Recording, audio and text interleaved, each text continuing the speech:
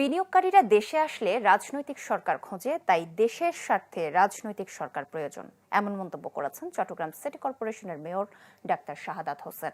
বুধবার রাতে নগরীর হোটেল রেডিসনে স্টার্টআপ চট্টগ্রাম আয়োজিত তরুণ উদ্যোক্তাদের বিনিয়োগ সম্মেলনে তিনি আরও জানান, ভৌগোলিক কারণে চট্টগ্রাম পর্যটনের শহর, কিন্তু নানা কারণে শহরটি অবহেলিত।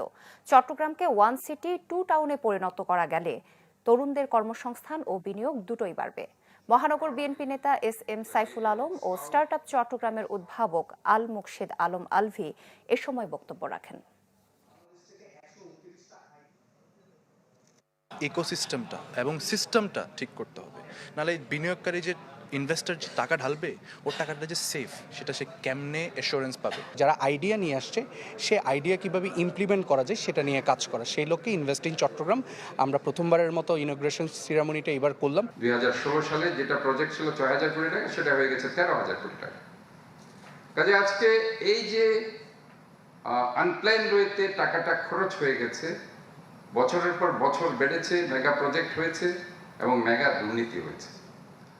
এই জায়গায় আমাদেরকে কনসেন্ট্রেট করতে হবে।